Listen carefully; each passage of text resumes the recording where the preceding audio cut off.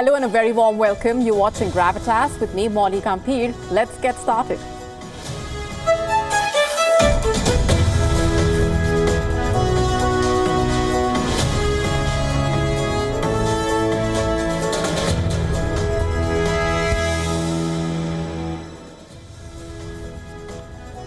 Has Volodymyr Zelensky's ambition left eastern Ukraine exposed to the Russian onslaught?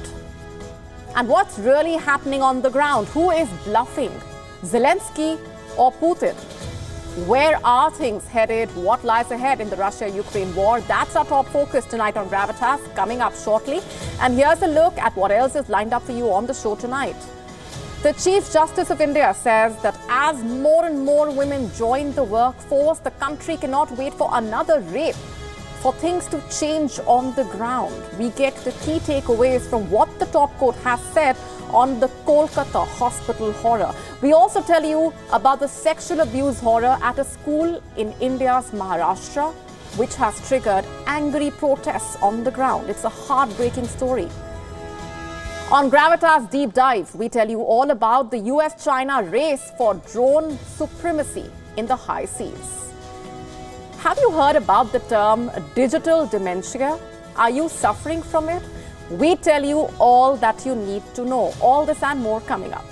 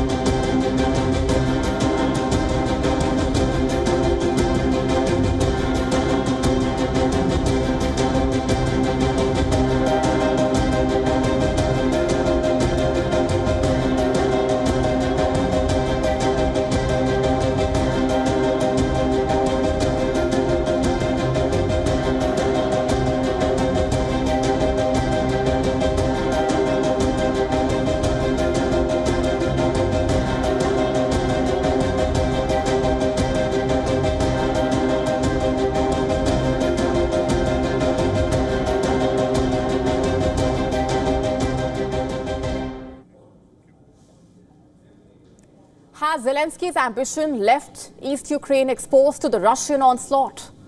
We're asking that question because despite Ukraine's thrust into Russia, Kyiv's forces have been on the defensive on its own turf. They are facing an uphill battle in the strategic eastern city of Pokrovsk, where Russia has steadily advanced in recent weeks. Russian troops are now around 10 kilometers, that's 6 miles from the city, in a situation that local Ukrainian authorities have described as extremely difficult. If Ukraine hoped that its incursion into Russia would relieve the pressure on the Eastern Front, it's clearly not working. Today, Ukraine's Air Force commander released a video showing an airstrike on a village east of Pokrovsk. On Monday, the Ukrainian military said that its troops were subjected to dozens of attacks by Russian forces around thwarts and Pokrovsk. Both are settlements in eastern Ukraine. In fact, the Ukrainian authorities claim that there were around 63 skirmishes on Monday around Pokrovsk. Here, the most intense fighting is underway with a record number of clashes reported last week. As a result, the Ukrainian authorities have issued an urgent order to the families with children to evacuate the city as soon as possible. Local authorities said that Russian forces are advancing so quickly that evacuations were necessary. Officials say that around 53,000 people still live in Pokrovsk. Others have already fled amid the Russian army's advances.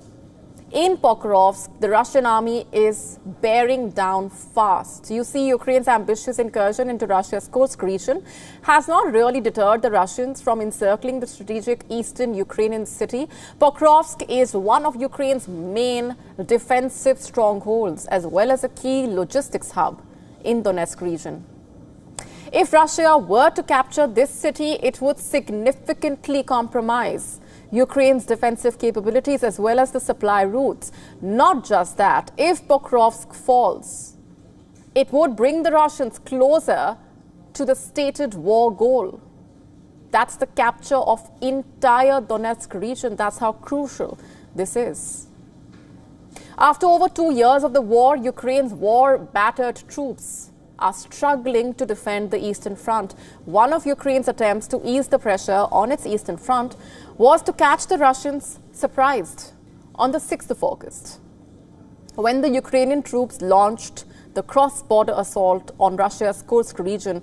They say that their goal was to unnerve the Russians and force them to split their military resources. The Ukrainian President Volodymyr Zelensky has said that the daring incursion is to create a buffer zone that might prevent further attacks by Moscow across the border, especially with long-range artillery, missiles, glide bombs. But the thing is, hopes that Ukraine's incursion would relieve pressure on the eastern front line are not being realized, as the Russian troops are fast approaching Pokrovsk.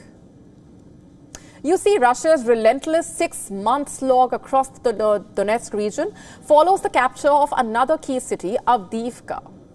Remember, the battle for Avdiivka was one of the bloodiest in the 2-year war. It cost both Russia and Ukraine heavily in troops as well as armor.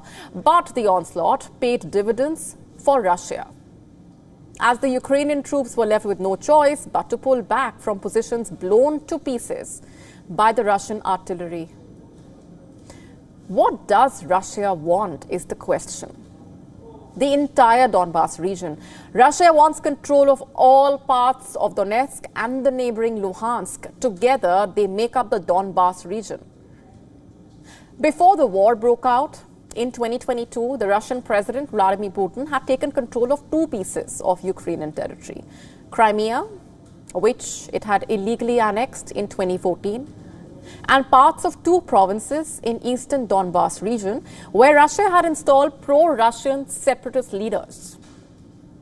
Still, when Putin announced the special military operation, as they called it, into Ukraine in the year 2022, he basically suggested that he had little interest in seizing much territory. He said his goal was to protect the Russian-speaking population of Donetsk and Luhansk, which Russia had recognized as independent states just 3 days before the war.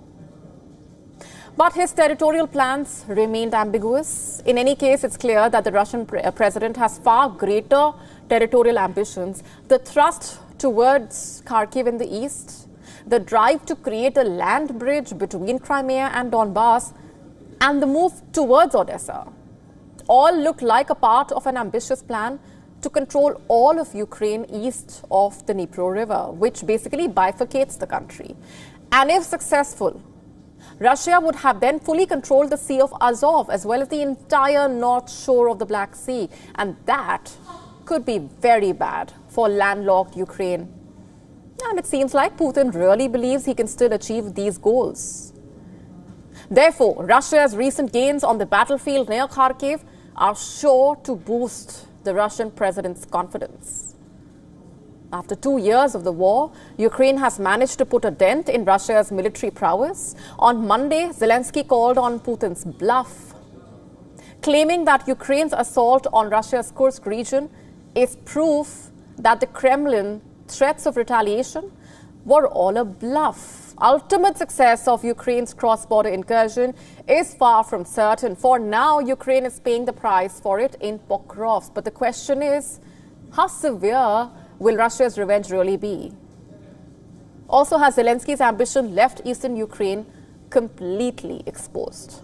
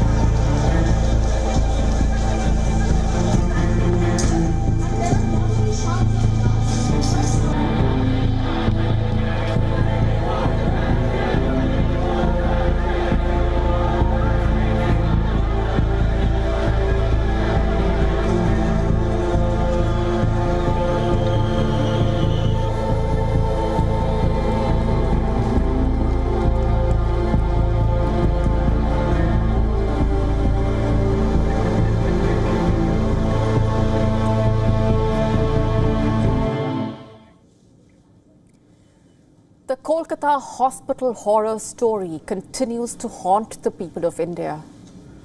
What happened with the trainee doctor, the brutal rape and murder, has sent shock waves across the country. The anger on the ground has resulted in protests seeking justice.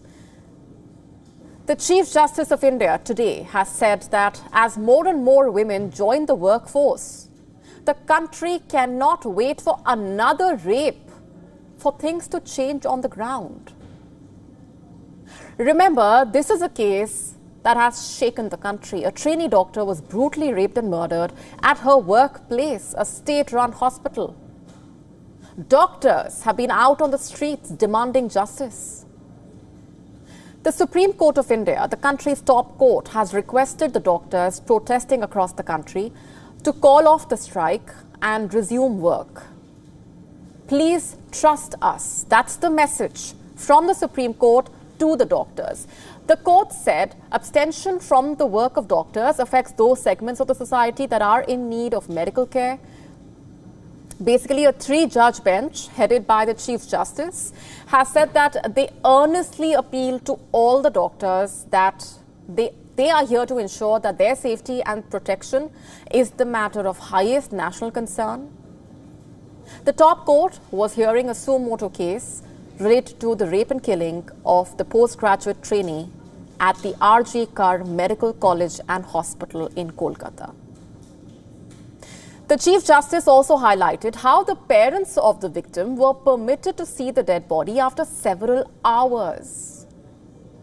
Can you imagine what the parents had to go through?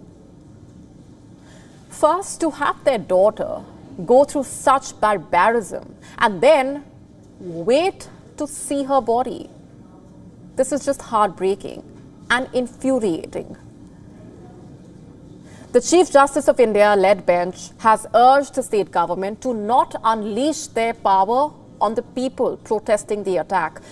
In fact, a national task force will be giving recommendations for guidelines to be followed in India to ensure the safety of senior and junior doctors. The Chief Justice of India also asked, what was the principal doing? What was the police doing? It was also noted that the principal tried to pass it off as suicide. On the ground, the anger has been boiling over. You know what the mother-in-law of the accused has said? Amid the ongoing investigation following the rape and murder of the trainee doctor, the mother-in-law of the accused described her daughter's experience with the accused, saying that the accused thrashed her daughter, against which a police complaint was filed. She said, hang him or do whatever you want with him. But you see, this is just one case. Over the last few days itself, since the Kolkata rape and murder case came to light, there have been a series of crimes against women and girls, a series of incidents that once again lead us to the big question. Are women not safe anywhere? Let me tell you what happened in the state of Maharashtra in India. The management of a school at Badlapur in the state's Thane district has suspended its principal and 2 staffers in connection with the alleged sexual abuse of 2 girls. While the angry parents of the school children have been staging a blockade since Tuesday morning at the local railway station, seeking stringent action against the accused. Hundreds of angry parents and local citizens came onto the tracks at the Badlapur railway station around 8 a.m. and blocked the path of the trains to draw the administration's attention towards their demands. Let me get you the details. On the 17th of August, the police arrested a school attendant at the school for allegedly abusing 2 girls studying in the kindergarten, aged 3 and 4 years. Can you believe that? As per the complaint, he abused the girls in the toilet of the school. The girls had told their parents that the attendant touched them inappropriately, following which a complaint was filed and a case was registered against him under the Protection of Children from Sexual Offences Act. In the wake of the incident, the management of the school said on Monday late evening that it has suspended the principal, a class teacher and a female attendant, holding them responsible for it. Amid the massive angry protest, the Maharashtra government on Tuesday ordered the suspension of 3 police officials, including a senior police inspector, for alleged dereliction of duty in probing the sexual abuse of 2 girls at that school. The state government has already ordered the setting up of a special investigation team to probe the alleged sexual abuse of the 2 students. In fact, the opposition parties have alleged that the parents of the victim girls were made to wait for 11 hours at the Badlapur police station before taking their complaints. Looking at the bigger picture, this is a battle that women and girls fight every day. The battle to stay safe. And the saddest part is, it is a battle that women cannot afford to stop fighting. No matter how exhausting it is. It should not be a battle for women and girls to leave their homes and come back home safe. It should not be the constant worry of parents of women and girls wondering if their daughter is safe. This is a battle that women and girls and their parents have been forced to fight. But for how long?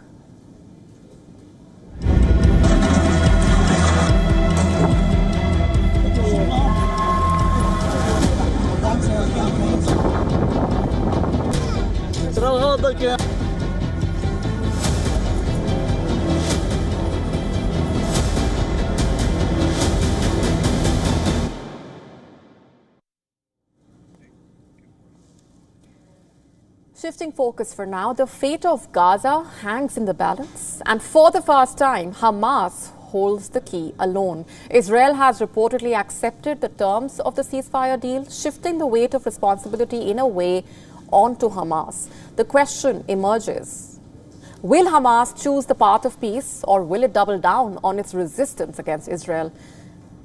The situation is anything but straightforward. Hamas claims the deal is skewed, favoring Israel. But can they afford to turn down this ceasefire deal, even if it's not on their terms? Before we dissect that, let's just look at how we arrived at this critical juncture. How did things even reach this point? The U.S. Secretary of State, Antony Blinken, has said that Israel has agreed to a Biden administration proposal designed to bridge the remaining gaps in a ceasefire deal. Blinken had earlier described this deal as probably the best, maybe the last opportunity to secure a truce and free the remaining hostages in Gaza. In fact, as per reports, after nearly 3 hours of intense discussion with Israeli Prime Minister Benjamin Netanyahu, Blinken emerged with a clear message. Israel is on board. The ball is now in Hamas's court. Very constructive meeting with Prime Minister Netanyahu today. He confirmed to me that Israel accepts the bridging proposal, that he supports it. It's now incumbent on Hamas to do the same. In a statement, the Israeli Prime Minister's office stated that the meeting with Blinken had been positive and addressed issues surrounding the release of hostages and the security needs of Israel.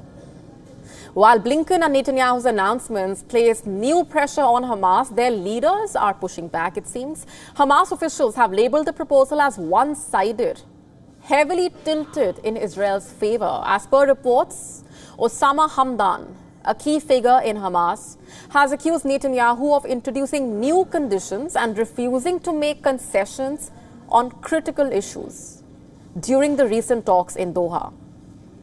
So what are these contentious issues exactly, you are wondering? Now, at this stage, we cannot exactly point out what the conditions are in the ceasefire deal that Hamas is accusing of being lopsided towards Israel. The exact details of the ceasefire deal are yet to be known, leaving much to speculation, also raising questions. Reports, however, suggest that Israel is demanding control over 2 critical corridors in Gaza, which Hamas sees as major obstacles to the ceasefire deal. The Philadelphia corridor, a narrow strip along Gaza's border with Egypt, and the Netzarim corridor, which basically cuts off northern Gaza from the south. And these are at the heart of the contention. Israel insists that these zones are crucial for security, claiming that they are needed to prevent the smuggling of arms into Gaza, which it in turn blames for enabling the October 7 attack that sparked the war. But for Hamas, these corridors represent a chokehold on Gaza's sovereignty, a precursor to a renewed occupation and a potential return of Jewish settlements. The situation becomes even more complicated as we look beyond the ceasefire terms. Tensions have escalated further with recent violence. Hamas, along with Islamic Jihad, claimed responsibility for a suicide bombing in Tel Aviv on Sunday, warning of more attacks in response to Israel's actions in Gaza. And just earlier today, the Israeli military announced the discovery of the bodies of 6 hostages, heightening the urgency of negotiations and the return of the remaining hostages from Gaza. Negotiations are set to continue in Egypt this week, but after high-level talks in Qatar failed to produce a breakthrough, the question remains, what will Hamas do now? And you see, this is not just about Israel and Palestine anymore. This conflict has the potential to ignite the entire region, with threats from Iran, Hezbollah, other regional players adding to this precarious situation. The war in Gaza has already claimed over 40,000 lives. Nearly 2 million people have been displaced. Food and water are running scarce. Diseases like polio are spreading in refugee camps. The destruction is staggering. Reports suggesting that more than half of Gaza's buildings are damaged or destroyed. And with these conditions in mind, can Hamas really afford to delay the ceasefire, even if it's not exactly what they want? The coming days, even hours, will be crucial. Hamas's next move could determine not just the future of Gaza, but the stability of the entire region.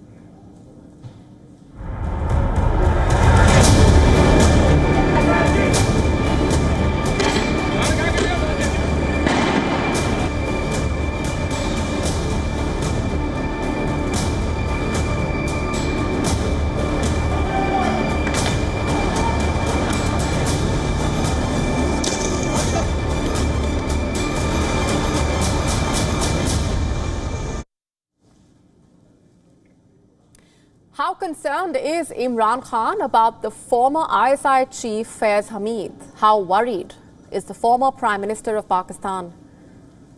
Khan is reportedly claiming that Hamid, once his trusted general during his time as Prime Minister, is now being coerced into turning against him.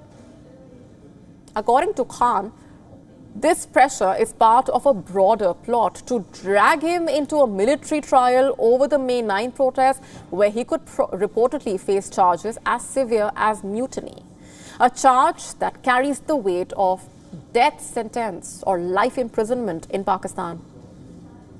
Last year, on the 9th of May, following the arrest of Imran Khan, Pakistan witnessed massive nationwide anti-government protests. As per reports, military and government buildings, including the military headquarters and safe houses in Rawalpindi, were damaged or set on fire during the riots. More than 100 vehicles of the police and other security agencies were also torched, reportedly. The fact that safe houses were targeted indicated possibilities of an insider role. The public has been kept in the dark about such information in a way. The question remains, why would Imran Khan be so concerned about the actions of a former spy chief? Faiz Hamid, who served as the head of the ISI from 2019 to 2021 during Khan's tenure as Prime Minister, is no ordinary figure. Hamid was once one of the most powerful figures in Pakistan, someone who basically wielded immense influence behind the scenes. As per experts, his influence extended far beyond the typical duties of an intelligence officer, playing a pivotal role in the power struggles that have basically shaped Pakistan's recent history. As per reports, Khan's fears seem to be rooted in the possibility that Hamid, under pressure, might provide testimony that could severely damage him.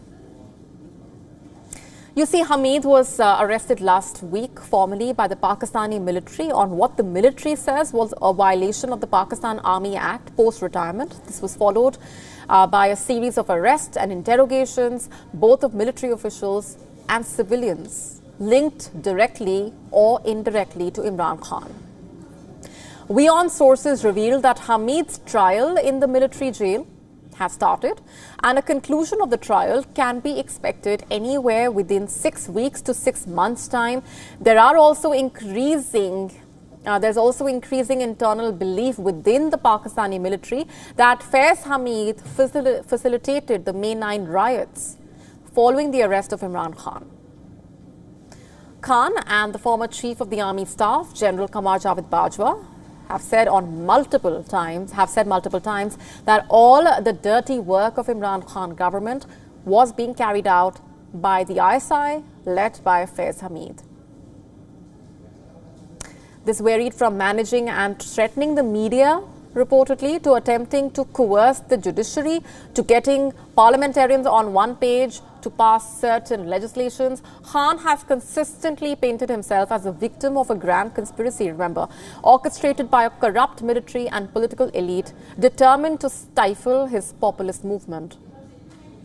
Experts say that in Khan's eyes, the arrest of Hamid last week is not just another case of a former official being brought to justice. It is a strategic move aimed at dismantling the remnants of his political influence. Yet, Khan's confidence remains unshaken, at least publicly. Speaking to the media, persons in the Adiala jail reportedly said that even if Hamid were to testify against him for the May 9 protests, it would not hold true. Khan has reportedly called for a judicial probe into the May 9 violence, stating that culprits for the violence can be found on the CCTV footage, further asserting that if he were truly behind the riots, he wouldn't be so eager for an investigation. Khan has repeated allegations against the former army chief, Qamar Javed Bajwa, accusing him of betraying him. While speaking to the media, Khan said that the transfer of Faiz Hamid from the ISI was part of a larger deal between Bajwa and Nawaz Sharif, the leader of the PMLN. Sharif, remember, has been a long-time adversary of Khan. So what are we to make of Khan's latest claims? On one hand, they could be seen as the desperate tactics of a man who knows he's running out of options. On the other hand, they could be part of a calculated strategy to rally his supporters and keep his political movement alive. Regardless, one thing is clear: the fate of politics and the military in Pakistan is anyone's guess.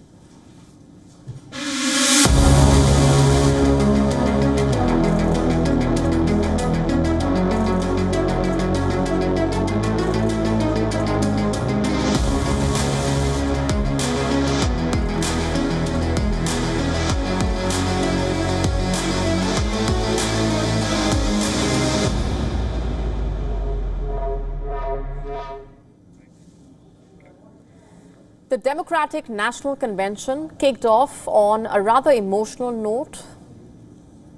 People were teary-eyed as President Joe Biden took the stage. He reflected on his legacy while rallying for the future of the United States. More in our next report.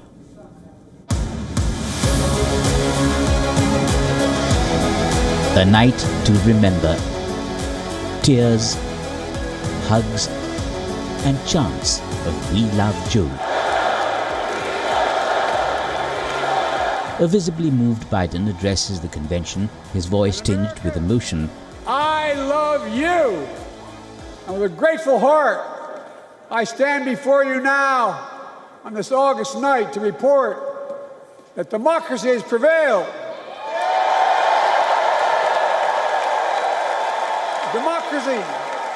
Democracy has delivered. And now democracy must be preserved. In July, Biden made the difficult decision to withdraw from the 2024 presidential race, clearing the path for Harris to lead the Democratic ticket. For freedom? When we put a prosecutor in the Oval Office instead of a convicted felon. Biden's every word evoked more cheers as he passionately endorsed Harris and her running mate, Minnesota Governor Tim Walz. Let me ask you, are you ready to vote for freedom?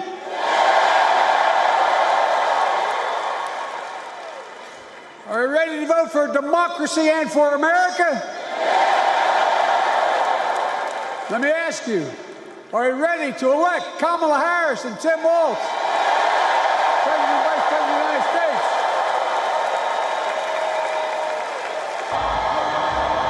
Harris, whose campaign has gained tremendous momentum, made a surprise appearance, expressing her gratitude for his leadership. Good evening. Joe, thank you for your historic leadership, for your lifetime of service to our nation, and for all you will continue to do. We are forever grateful to you. While praising Harris, Biden lashed out at Donald Trump. Joey, family's the beginning. He says we're losing. He's the loser. He's dead wrong. Our rights! We will fight! Day and night! We will fight! No! Biden also briefly addressed the concerns of the pro-Palestinian protesters gathered outside the convention hall, acknowledging their anger and reiterating his commitment to working tirelessly for a ceasefire in Gaza. For Joe Biden, this must have been a personally difficult moment. He spent more than 5 decades in elected office, serving in the Senate, elected first when he was even too young to serve at 29, for decades, and now having been vice president and then president for 1 term. The Democratic Party is now looking to the convention to propel Harris towards a decisive showdown with Trump, whom they view as a significant threat to the future of the nation. Bureau Report, WION World is One.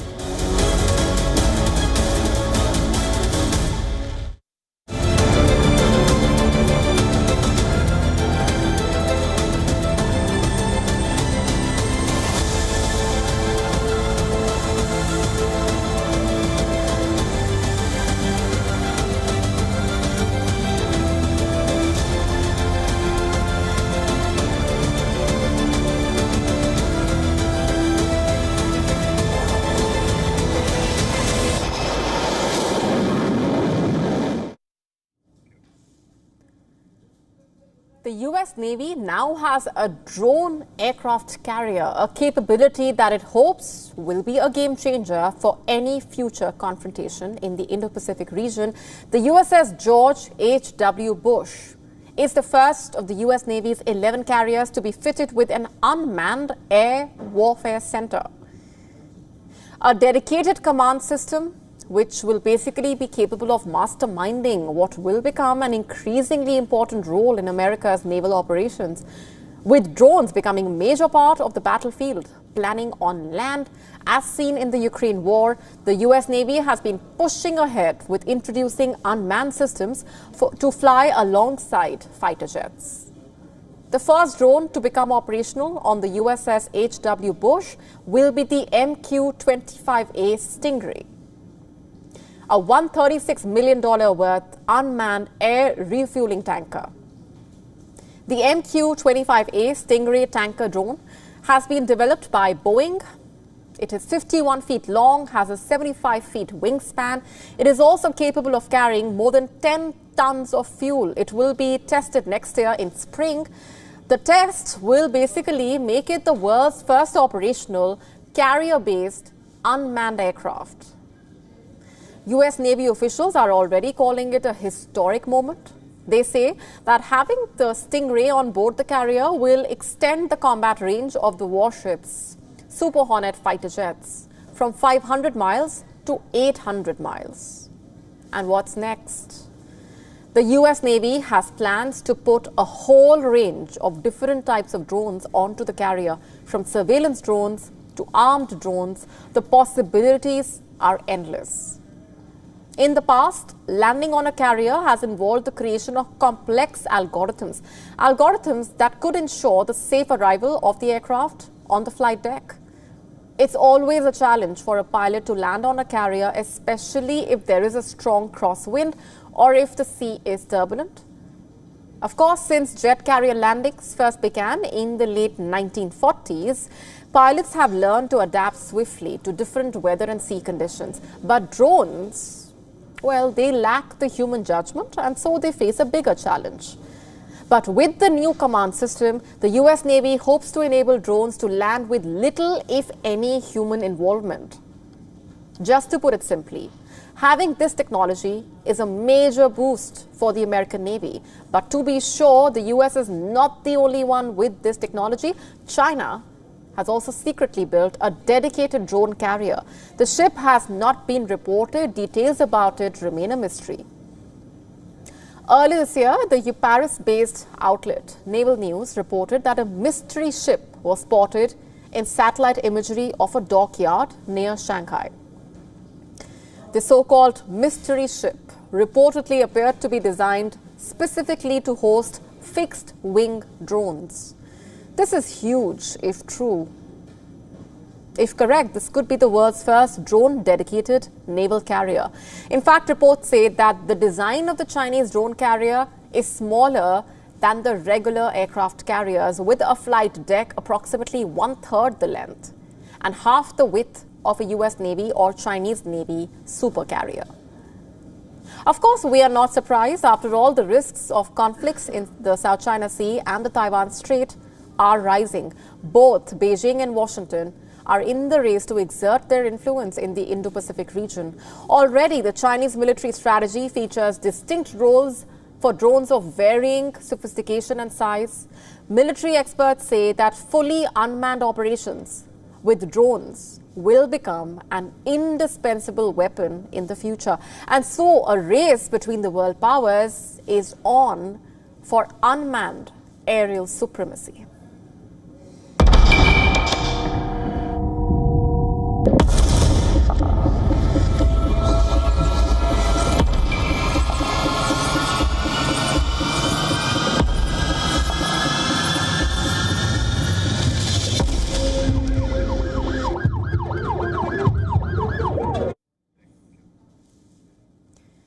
Have you heard of digital dementia? There is a lot of buzz around it on the internet. What exactly is digital dementia?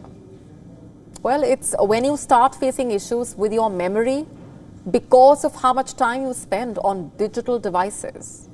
So that is digital dementia. The term was reportedly coined by one German neuroscientist named Manfred Spitzer. The next question is, what is the correlation? How does spending time on a digital device affect your memory? A study was conducted in the year 2022. It found that sedentary activities like watching television, spending time on the laptop or your mobile phones increases the risk of dementia. How exactly?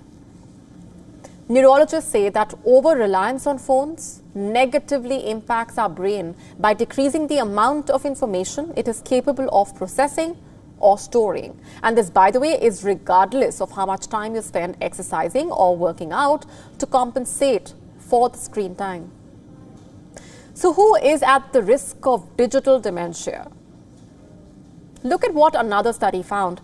Those who spend more than 4 hours a day on a digital screen have a higher chance of developing dementia.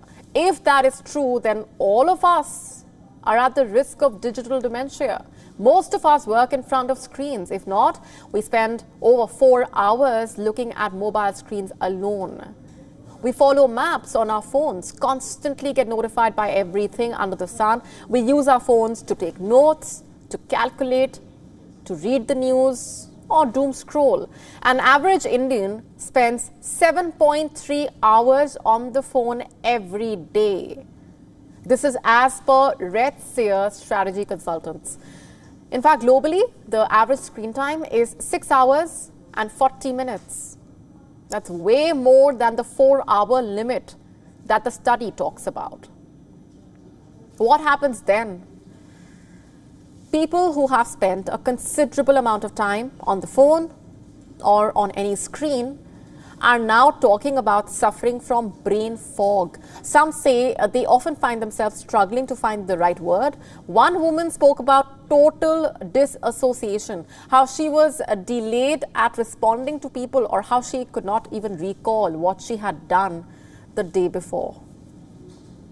You see, neurologists believe that when we start excessively relying on online searches, our brain's ability to retrieve memory gets impacted. And that's because the over-dependence on phones for quick searches reduces the functional connectivity and synchronization of associated brain regions. Basically, when instead of memorizing our shopping list, we are using devices to jot down the items to buy.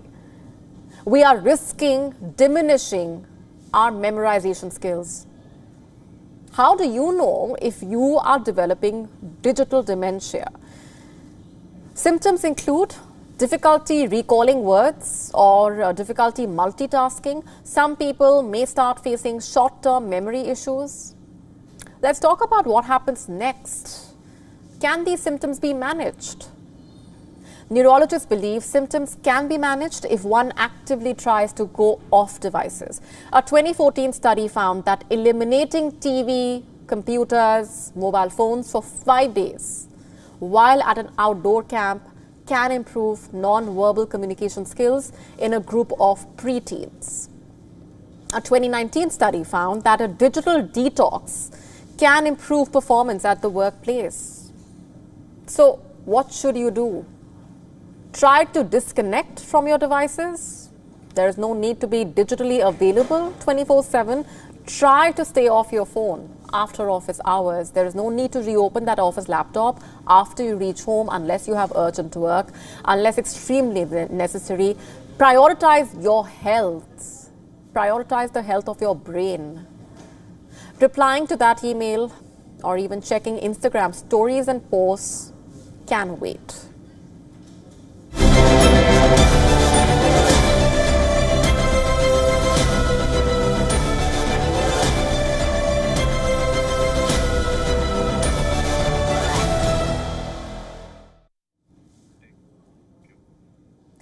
If you are planning on taking a flight anytime soon, be careful not to pack scissors in your luggage. It might make your travel experience unpleasant. Here's why we are saying this. Last weekend, 36 flights were cancelled, 201 were delayed at a Japanese airport after a pair of scissors went missing at a store near the boarding gates. On Saturday morning, security checks at Hokkaido's New Chitose Airport domestic terminal were suspended for about 2 hours, leaving hundreds of travelers temporarily stranded. There were huge bottlenecks and queues as passengers in the departure lounge were forced to retake security checks. Authorities tried to locate the missing pair of scissors, but it took about 24 hours to locate it. The scissors had been found by a worker at the store a day later. Following the incident, the Ministry of Land, Infrastructure, Transport and Tourism asked Hokkaido airports to investigate the cause and prevent it from happening again. Hokkaido Airport, meanwhile, said that they recognize that this occurred as a result of insufficient storage and management systems at the store. They also said that they will work to ensure thorough management awareness. But many on social media praised the airport's response to the entire incident. Netizens said that the episode reaffirmed their confidence in Japanese air safety.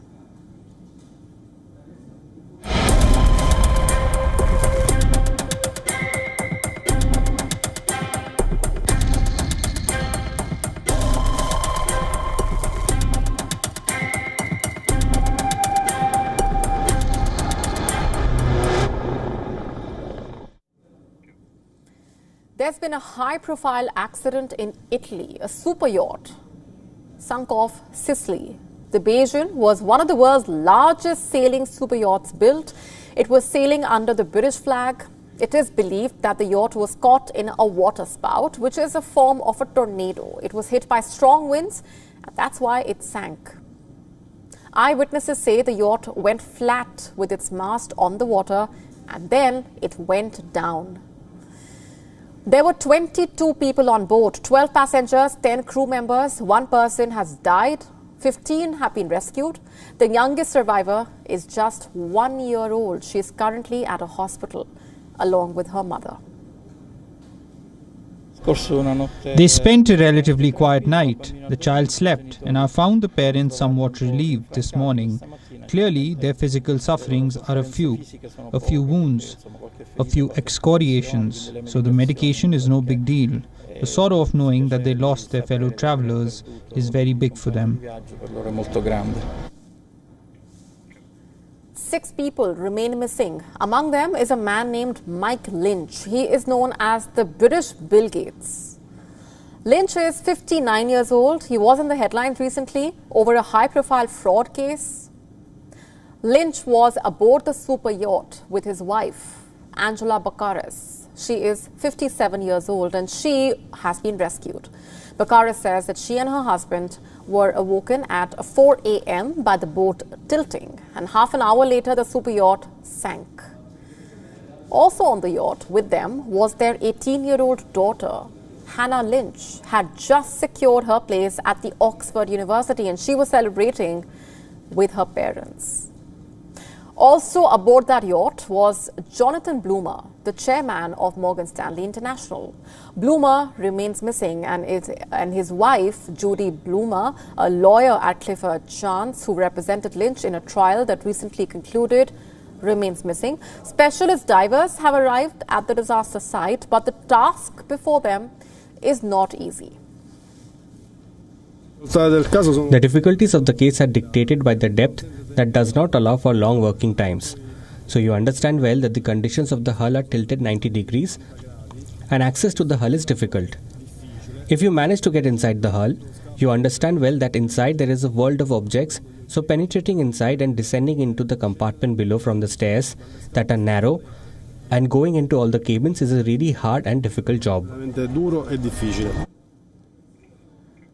Now the question being asked is, did the boat sink because of its size? Normally, accidents involving yachts include a fire on board, collision, or people falling overboard. But how often does a super yacht sink because of bad weather?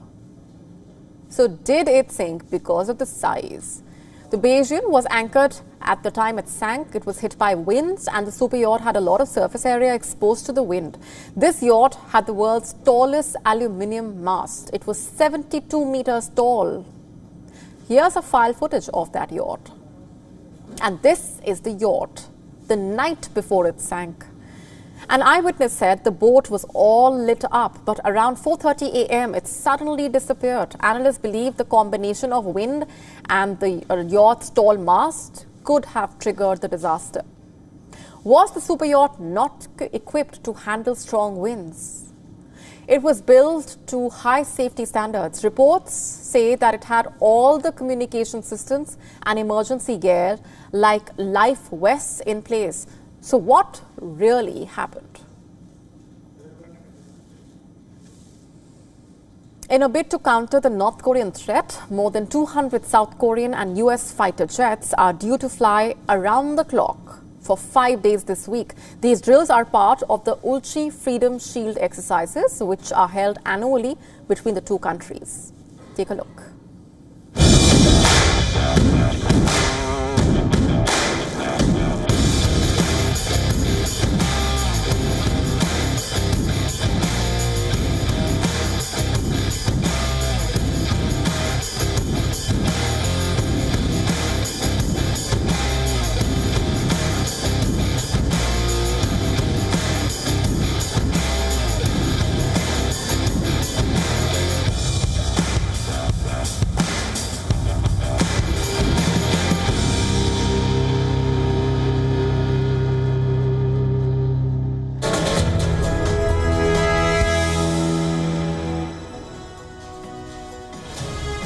Time now for Gravitas recall. On this day, the 20th of August, 36 years ago, the Iran-Iraq war ended in 1988 with a ceasefire after nearly 8 years of conflict. This conflict, also known as the First Gulf War, dragged on from September 1980 until August 1988, claiming the lives of around 500,000 people. The war started when Iraq, led by Saddam Hussein, invaded Iran on the pretext to prevent Iran's revolutionary leader, Ruhollah Khomeini, from spreading his ideology across the region, particularly into Iraq's Shia majority population. Iraq's leadership also aimed to replace Iran as the dominant power in the Persian Gulf, especially after Iran's 1979 Islamic Revolution. Iraq expected a quick victory, believing Iran's post-revolutionary state was weakened. However, after initial advances, Iraq's progress stalled by December 1980. And Iran soon regained the lost ground and by mid-1982 had pushed the Iraqi forces back to the original border. Rather than agree to a UN Security Council resolution, Iran pressed on, invading Iraqi territory, and the war dragged on for another 5 years. The war ended without territorial changes, leaving both the neighboring countries devastated.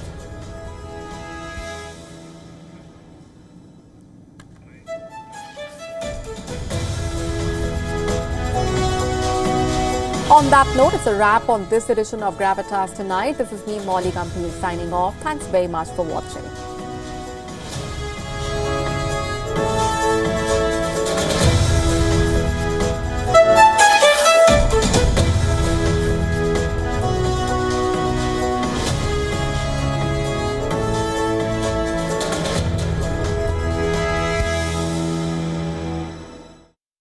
Hereby call the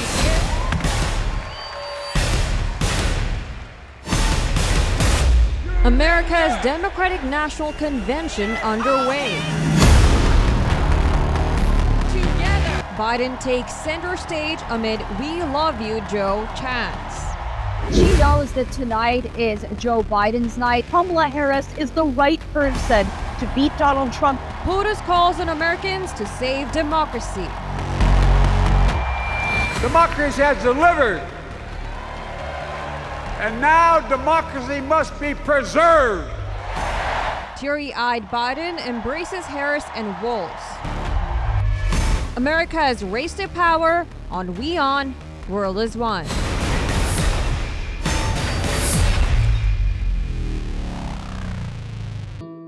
Namaste. Hello, friends. We did Dr. Subhash Chandra show, popularly known as DSC show, for 4 years, from August 2014 to August 2018. 28 states of Bharat. Of course, we reached out to all of you in 190 countries across the world. The show was very successful. Each episode was being watched by almost 25 million people every week. For past 6 years, the demand of the show has never died down. People write to us, people ask for the show to restart again.